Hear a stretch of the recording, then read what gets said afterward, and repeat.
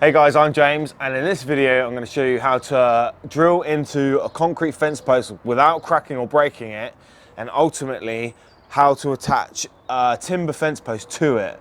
So let's go ahead and get started.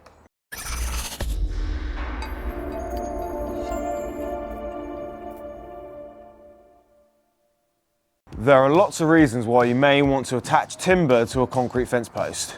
You may want to run line wire or trellis between posts for climbing plants and trees. Another is to tie into an existing concrete post to run your new fence from. You may want to utilise your neighbour's fence post with their permission, of course, or your own fence post. This one's a good one because it means you won't have to dig a new fence post hole, so it's going to save you time. Another common one is if your fence runs down an alleyway between two houses, you may want to utilise an existing post to hang a gate from between the house and the concrete post. You might be thinking, well, why can't I just fit directly to the concrete post? Well, you can, but if you're attaching a gate hinge, you don't want to be drilling lots of small holes directly to the post because you run the risk of breaking or cracking it, especially right on the thin edge where the metal reinforcing bars are. When attaching wood to a concrete post, if you're not able to use the holes on the inside face, you're going to have to then drill into the front face of the post. There are a few ways to do this, but I find the easiest and the strongest way is to just use masonry screws. I'm using a Torx head high strength masonry screw, 7mm by 90mm.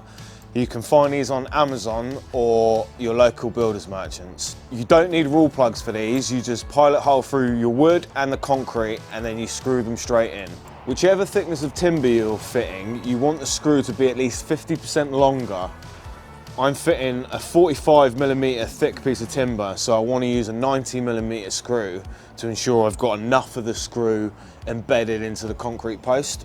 You want a screw that's going to drive as deep as you possibly can into the concrete post, but you want to be careful because if you drive it in too deep, you'll get a breakout on the opposite side of the post and it will leave a massive hole, and you really don't want that. For this job, you'll need a level, an impact driver with a torque bit, and a hammer drill with a 6mm by 120mm masonry bit. You'll need to drill the hole about 30mm deeper than the screw itself and about 1mm narrower, otherwise it won't drive in.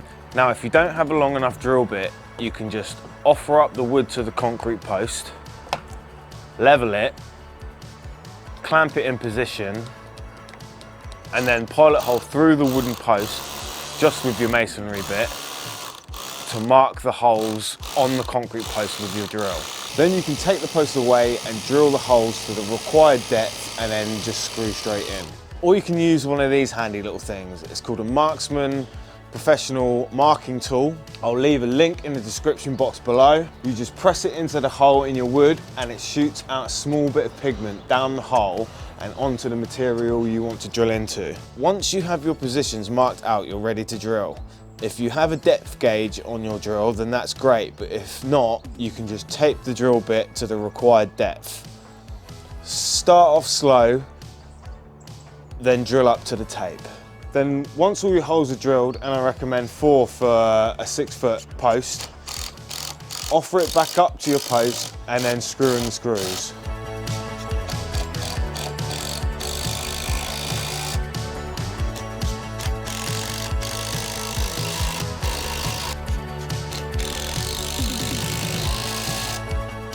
And there you have it. This is a strong, solid base that you can start your fence off from or even hang a gate. If you want to see more DIY videos, fencing tutorial videos, please click that subscribe button. Also, don't forget to click the notification bell to be notified when new content is uploaded. Thanks for watching, and I'll see you next time.